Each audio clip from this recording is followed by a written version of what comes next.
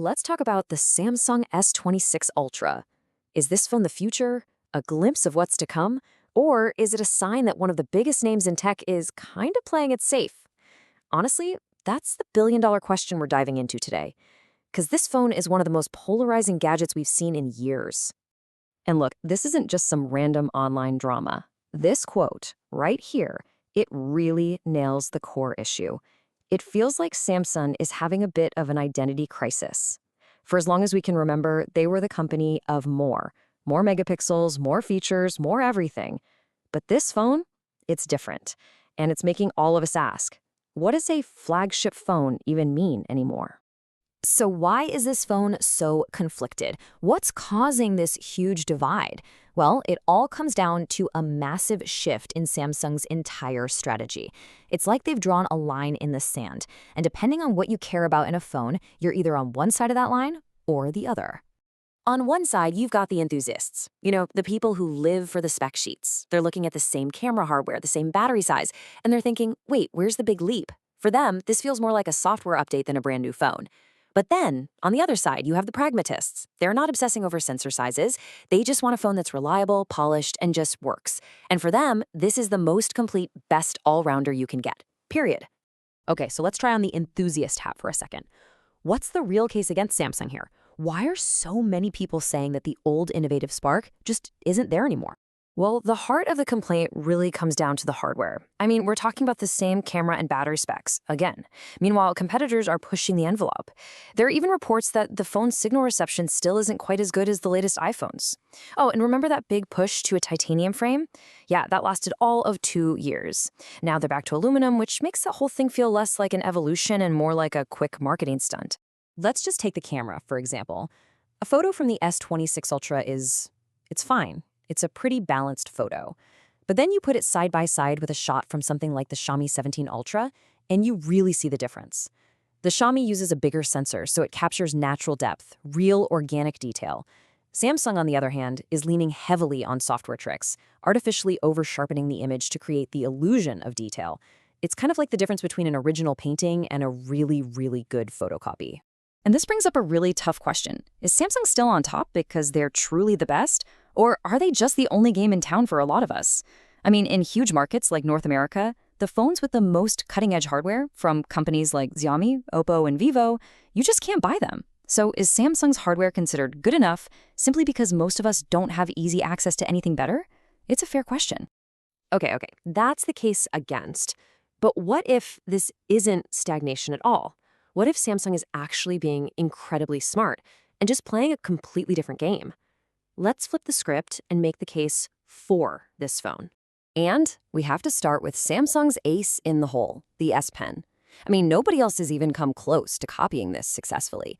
For a whole group of people, artists, students, professionals, this thing isn't a gimmick. It's the entire reason they buy the phone. It's been called the greatest writing implement in the world for a reason. It's always there, it's always ready, and for those users, the debate is already over.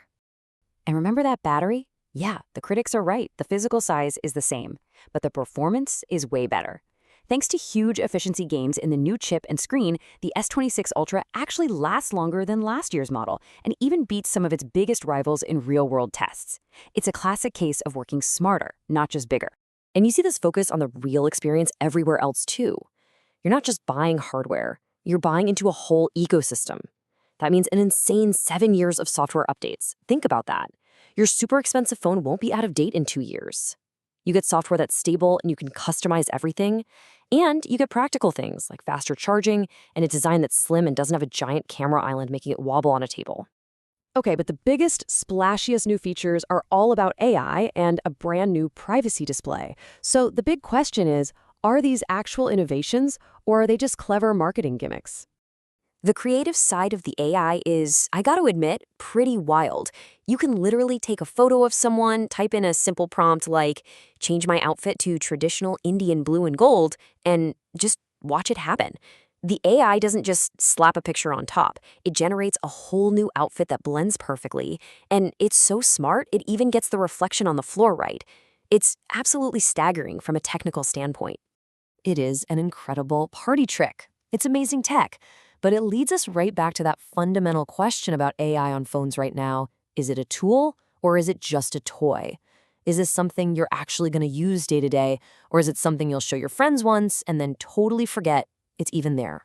See, the AI on the phone kind of falls into two buckets. You've got the automatic AI that's supposed to make things you already do, like translation, a bit easier. The problem?